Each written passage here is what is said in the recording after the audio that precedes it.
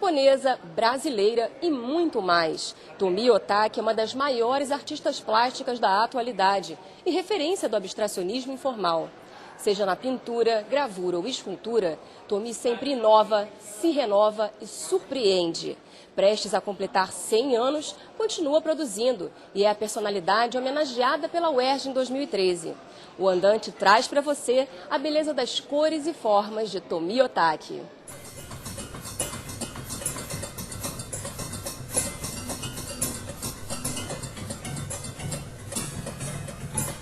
Verde, azul, branco, depois amarelo já. Assim.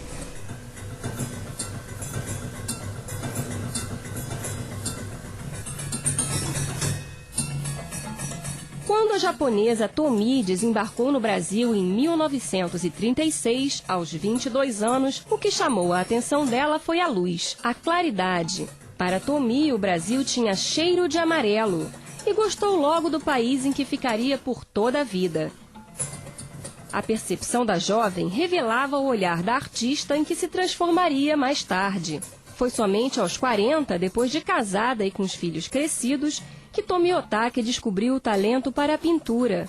Teve aulas com o professor japonês Keisuke Sugano, que fazia parte do Grupo Seibi, uma associação de artistas nipônicos em São Paulo. Nas exposições do Grupo Seibi, Tomi logo se destacou.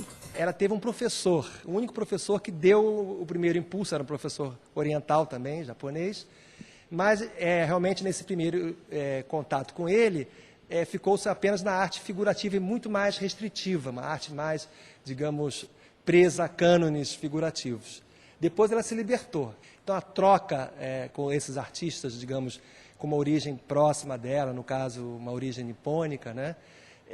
Realmente fez com que ela tomasse rumo. Em 1957, na primeira exposição individual no Museu de Arte de São Paulo, Tomi Otaki já exibia telas de pintura abstrata, com estilo próprio.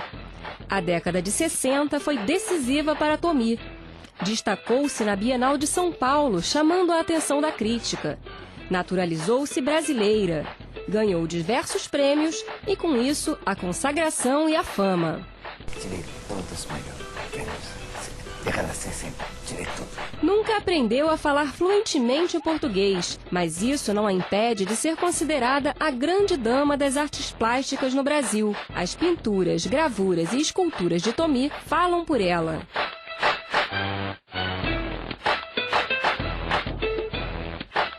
Segundo a crítica, as obras de Tomi Otaki se encaixam no abstracionismo informal, em que a utilização de cores e formas de maneira mais despreocupada e a criação mais livre e intuitiva são valorizadas.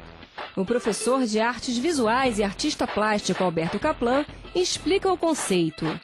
O abstracionismo consiste na arte não figurativa, ou seja, que não entram elementos do nosso mundo natural. E o abstracionismo informal é justamente aquele que trabalha com formas não definidas por fórmulas matemáticas, ou seja, é o oposto do abstracionismo geométrico. Seria um abstracionismo orgânico. Precisa ter muita paciência. Camada, mudar de cor. Até chegar à cor que eu quero.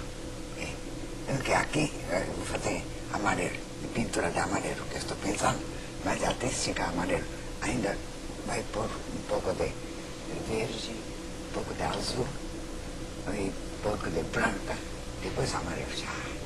Cores, linhas, texturas são aspectos que chamam a atenção nas obras de Tomi Otaki. Nas telas, manchas justapostas e sobrepostas dão a impressão de profundidade e transparência e a sensação de mobilidade e transformação. Assim é a arte de Tomi Otaki, móvel, fluida, um espaço onde força e suavidade se tensionam e se complementam. A maior parte dos trabalhos dela são tendendo ao monocromático, ou seja, variações em cima de um único tom. Ela usa uma base forte, mas depois dilui essa base, né? Desmanchando um pouco a forma. Então, o trabalho dela é mais para forte, não é um trabalho suave, absolutamente. Tem vigor e tem rigor também. No caso dela, ela sempre trabalha com uma mancha central, que seria uma espécie de miolo do seu trabalho, né, o centro do conteúdo do seu trabalho. E não é uma mancha exatamente tão livre assim, ela tem alguma estrutura geométrica por detrás. As diferentes linguagens artísticas se mesclam e dialogam.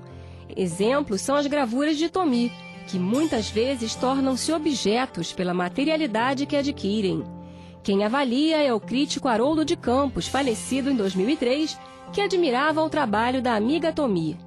Tomi, a um certo momento, ela passa do problema da gravura em si para a matriz em cobre. A matriz preparada pelo Cláudio Vaz, ela utiliza a matriz como uma peça autônoma. Então a gravura, de repente, vira escultura, ou passa a ter uma vivência tridimensional, ela passa a existir corporeamente. Então, por exemplo, tem uma estrutura linda, uma espécie de folha de cobre recortada, que às vezes parece uma libélula pairando, tem uma coisa assim, né? Mas não são só essas formas em cobre que são muito belas. Há outro tipo de trabalho que ela faz, que é com a própria gravura, mas dessa vez posta entre lâminas de vidro e afastada um pouco da parede. De modo que também fica numa situação ambígua entre o bidimensional e o tridimensional.